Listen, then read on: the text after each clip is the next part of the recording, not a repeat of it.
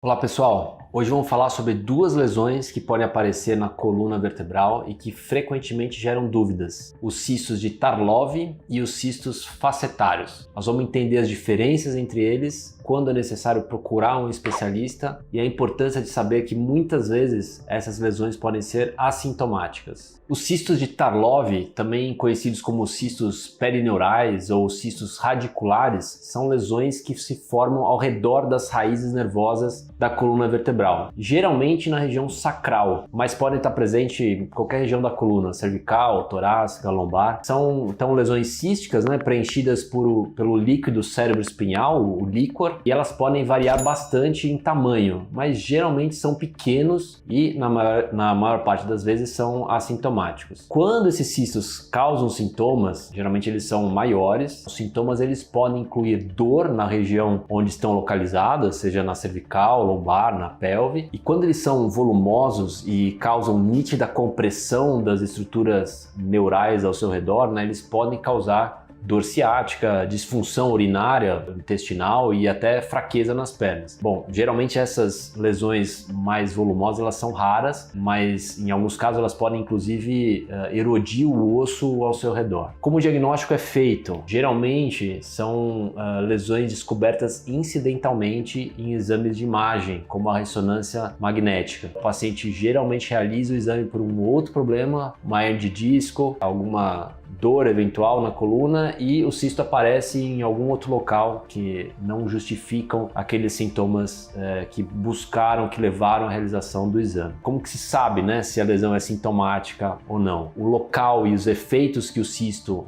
estão causando na coluna precisam justificar o quadro clínico do paciente, ou seja, precisa ser compatível com o que o neurocirurgião avaliou na consulta médica. Okay? Bom, mas como é o tratamento dessas lesões?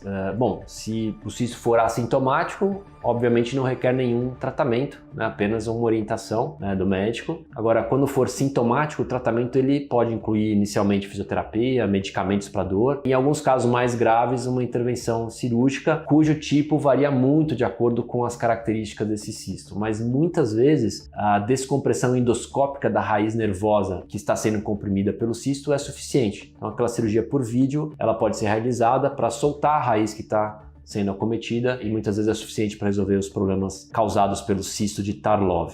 Bom, e os cistos facetários? Esses, por outro lado, são lesões que se formam nas articulações facetárias da coluna vertebral. Essas articulações são responsáveis por permitir o movimento entre as vértebras e estão localizadas na parte de trás da coluna. Os cistos facetários podem estar então em qualquer parte da coluna, mas são mais comuns na região lombar. O conteúdo desse cisto ele é o líquido sinovial, que é aquele fluido lubrificante das articulações. E é um líquido altamente inflamatório, ou seja, quando ele sai do seu local habitual, da sua articulação, ele pode levar a uma inflamação importante das estruturas adjacentes e inclusive a degeneração e hipertrofia de ligamento amarelo, e tanto pelo cisto por si só ou pela essa alteração que ele causa nos tecidos adjacentes, pode haver uma compressão de raízes neurais. Então os cistos podem dessa forma causar dor localizada na região afetada e a compressão desses nervos pode causar dor irradiada para as pernas, semelhante a dor ciática, a ciatalgia, e também sintomas neurológicos como perda de força, perda de sensibilidade, que geralmente são percebidos por formigamento ou dormência nas pernas. Esses cistos também são frequentemente descobertos em exames de imagem, como a ressonância magnética ou a tomografia computadorizada da coluna, e o tratamento ele pode incluir a fisioterapia, eventualmente injeções de corticoides, através das infiltrações, bloqueios da coluna. Nos casos em que existe déficit neurológico ou então que a dor não melhorou com o tratamento inicial, pode ser realizada a cirurgia endoscópica, cirurgia por vídeo, para a remoção desse cisto. O prognóstico, a cirurgia ele é muito bom, sendo uma das cirurgias que mais traz satisfação para o paciente. Resumindo as informações, quando que o paciente deve procurar um especialista para avaliação desses cistos? É importante procurar especialista se você apresenta sintomas persistentes ou graves, como dor intensa,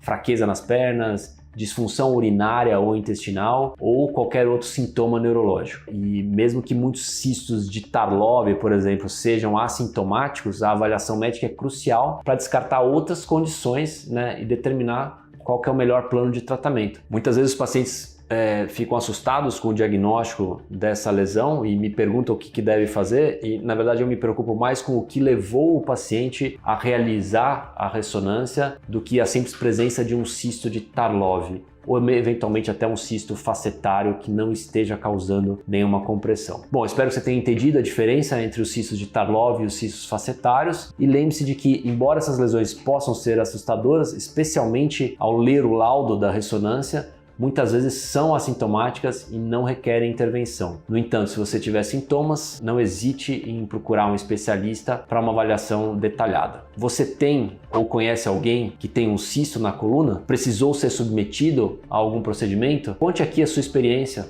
Deixe aqui o seu comentário. E se você acha que esse vídeo pode ser útil para algum familiar ou amigo, não deixe de compartilhá-lo. Até o próximo vídeo.